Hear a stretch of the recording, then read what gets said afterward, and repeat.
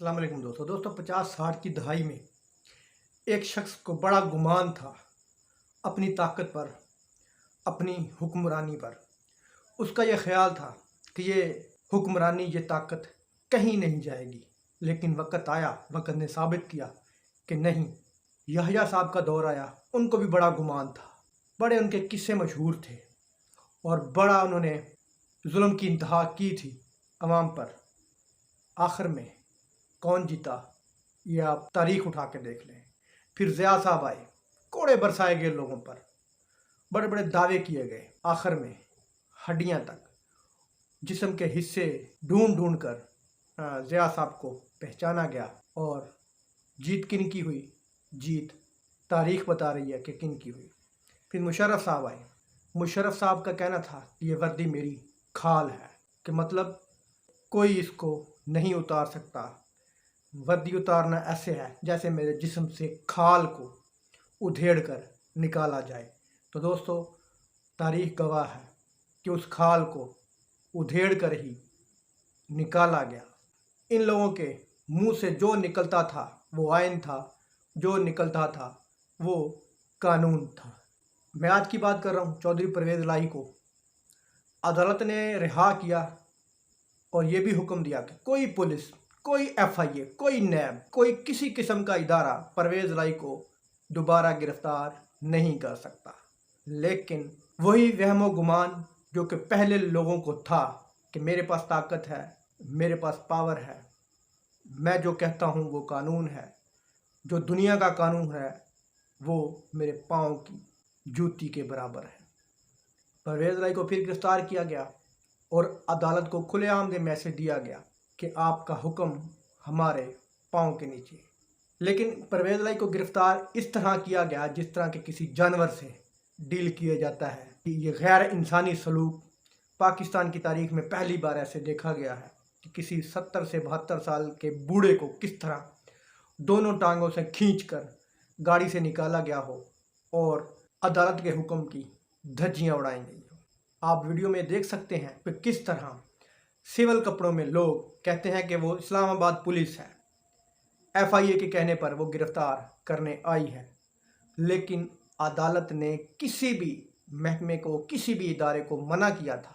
फिर भी अपना डंडा दिखाने के लिए, अपना जोरे बाजू दिखाने के लिए, अपनी होशरुबा ताकत दिखाने के लिए। लेकिन मेरा ख्याल है कि जिस तरह अदालत ने दिलेराना फैसला दिया था, हुक्म दिया था कि कोई इदारा गिरफ्तार नहीं कर सकता, उसी तरह अदालत को दिलेराना तौर पर रात को अदालत खोल लेनी चाहिए और पूछना चाहिए इस्लामाबाद पुलिस को कि तुम्हारी जुर्रत कैसे हुई मेरे हुक्म की, हुक्म अदूली करने की। ये अदालत को पूछना चाहिए। 12 बजे अदालतें खोलनी चाहिए। जिस तरह के 9 अप्रैल को खुली थी उस तरह अदालतें खोल लेनी चाहिए। चौधरी परवेज़ इलाही ने अपना हक अदा कर दिया है। और अब्बास बप्पी कौंसलर बनने के लायक नहीं थे। इमरान खान साहब ने उनको सेनेटर बनाया, लेकिन उन्होंने आज इमरान खान साहब से लाताल्लुकी का इजहार किया है। और परवेज़ इलाही साहब से भी यही एक्सपेक्ट किया जा रहा था कि वो एक प्रेस कॉन्फ्रेंस करेंगे और इमरान खान से, PTI से लाताल्लुकी का इजहार करेंगे। लेकिन उन्होंने ऐसा नहीं किया। उन्होंने कहा कि मैं PTI के साथ खड़ा हूँ, इमरान खान के साथ खड़ा हूँ, मैं इस कौम के साथ खड़ा हूँ। यही वजह बनी परवेज़ इलाही को दोबारा सिविल कपड़ों में मलबूस इस्लामाबाद पुलिस के गुंडों ने अगवा कर लिया। ये सरजमीन बेआइन है। मुआशरे हमेशा आइन से बनते हैं, कानून से बनते हैं। कुछ लोगों का ख्याल है कि हम मुल्क को बड़ी स्पीड से तरक्की की राह पर लेके चलेंगे, हमने बड़े मुइशदान लोगों को लेके आए हैं। जिस तरह इस मुल्क में आइन की धज्जियाँ उड़ाई जा रही हैं, जिस तरह इस मुल्क में अदालतों की धज्जियाँ उड़ाई जा रही हैं, मुझे आप दिखाइएगा कि कौन सा बड़ा सरमायाकार आपके मुल्क में आता है और इन्वेस्टमेंट लाता है।